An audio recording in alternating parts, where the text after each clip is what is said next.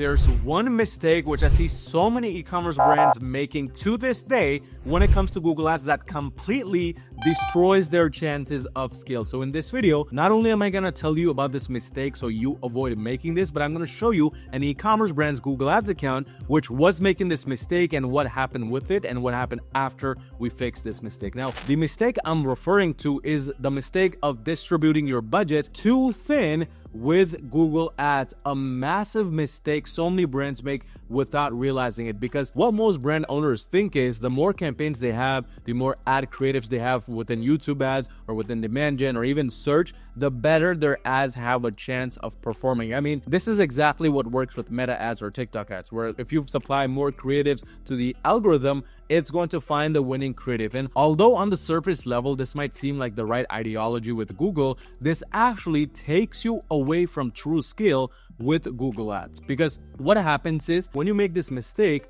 your budget, if it's already small to begin with, or regardless of what your budget is, instead of having one or two or three major campaigns spending, let's say $100 a day, $200, $500 a day, now you have 5, 10, 15 campaigns spending a fragment of that, a quarter of that, maybe $25 a day, maybe $30 a day. And depending on what your average order value is, these amounts of budgets are nowhere close to enough to, number one, feed a smart bidding based campaign like Performance Max, or if you're running standard shopping with smart bidding, enough data to scale your brand. Because like Meta ads, like TikTok ads, there's a minimum number of conversions that need to be coming in on a daily, weekly, monthly basis for the campaigns to become smarter. And the lesser number of conversions coming in, the harder the time the algorithm has to find your right ideal customer, even more than Meta or TikTok ads. Because keep in mind, for Meta and TikTok, you can do things such as interest targeting, whereas with Google, there's literally no such thing as interest targeting. It's all about your product feed,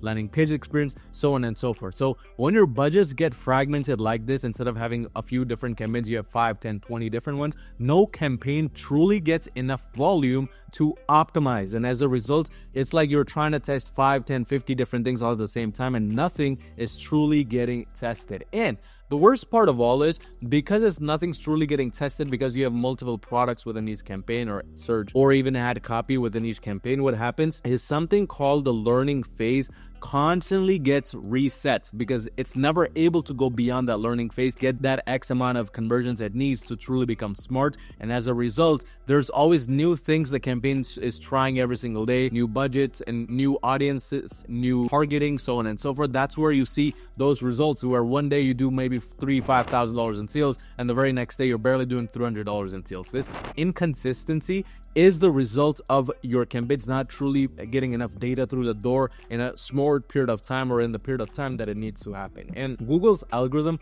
never also ends up learning or getting enough signals to find your high buying intent audiences. That's exactly what was happening for this brand right here. If we look all time, essentially we have been working with this brand since late 2023, 2024. But what I want to show you is essentially what was happening for a large portion of time when this brand, first of all, it had a lot of conversion tracking issues before, so a lot of these numbers right here had been skewed. But overall, once those were fixed and once everything was done, this brand took a long period of time to really scale beyond 6 figures per month in terms of ad spend as well, and that too with consistency. Again, these numbers right here were inflated. The revenue actually was much lower than what you see right here. But during the start, if we go back all the way to maybe 2023, for example, when this brand was actively running campaigns and everything, what you want to understand is during that time, their strategy was basically a lump sum approach of doing too many things all at the same time. So if we look at during that time period, they had a total of over 30 campaigns running at any given time. If we now change this to 50, let's see how many campaigns they had in total. So they had a little bit less than 50. So if we choose all of the campaigns that were running, they had 33 active campaigns during that time to generate any type of return in that portion of time. And again, making sure that this is actually 2023 and not 2025. We can see a lot of these campaigns have been shut off during this time period. So going back to this time period right here, changing it from maybe 2022 to 2023, we can actually understand how this brand was functioning overall from 2022 to 2023, how many campaigns they had, so on and so forth. And this was something this brand used to heavily struggle with, because they were constantly in the process of trying different things to basically see how things were scaling. So if we look right here, some of these campaigns are actually removed completely see, but they had 10 different campaigns during this portion running at any given period of time. And the ROI might seem like crazy high, but again, this was very inflated. The results weren't even there. So they were running a variety of different performance max campaigns, standard shopping, there's a little bit of search going on in there as well, and just trying a variety of different things all the time. And this was a major mistake because although the budgets for this account were fairly high, they had spent